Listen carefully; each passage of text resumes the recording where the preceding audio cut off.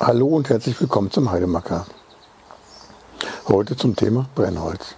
Brennholz wird immer teurer und der Käufer wird immer sensibler, wenn es darum geht, wie viel Holz bekomme ich denn eigentlich für mein Geld. Dabei kursieren die Maße Festmeter, Raumeter, Schüttraumeter. Und genau die möchte ich euch jetzt mal erklären.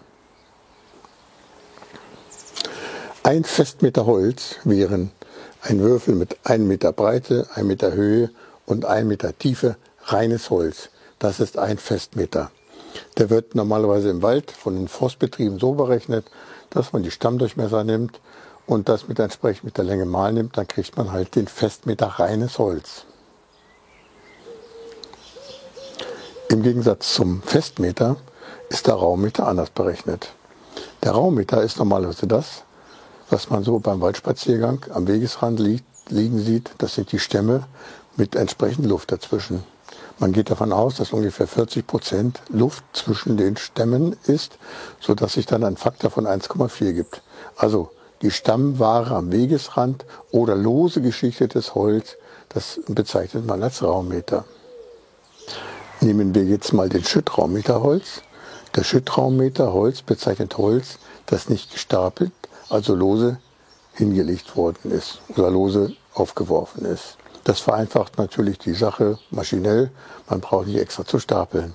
Allerdings ist ein Schüttraumeter weniger Holz als ein Festmeter oder Raumeter. Bei einem Schüttraumeter geht man davon aus, dass da noch mehr Luft drin ist als im Raumeter. Es gibt eine recht einfache Formel, mit der man das alles berechnen kann.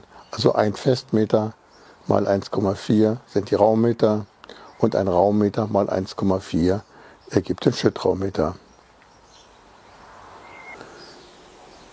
Die feste Größe, die wir hier kennen, sind halt die Festmeter, die halt genau berechnet werden können. Ein Raumeter gestapeltes Holz oder geschichtetes Holz ist halt nicht zu 100% genau berechenbar. Deshalb nimmt man in der Regel den Faktor 1,4 an gegenüber dem Festmeter. Beim Schüttraumeter gibt es die Schwierigkeit, dass wir nicht genau berechnen können oder sehen können, wie viel wir jetzt eigentlich bekommen. Sei es, dass wir im Prinzip das Lose auf dem Hänger liegen sehen, das nachher bei uns ankommt, oder dass wir das Holz in Behältnissen bekommen, einmal 1 Meter, oder dass die Stücke unterschiedlich groß sind. Dadurch variiert natürlich die Menge an Holz, die wir bekommen haben.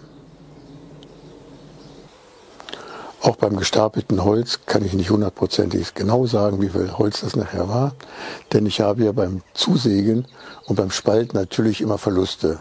Da sind halt Spreißel da und es sind die Sägespäne da. Je größer die Kette ist, die ich habe, oder je breiter, umso mehr Verluste habe ich natürlich pro Meter. Und je mehr ich säge, umso größer sind auch die Sägeverluste. Also man kann ungefähr ausgehen davon, dass ein Festmeter 1,4 Raumeter und ungefähr 2 Schüttraumeter sind.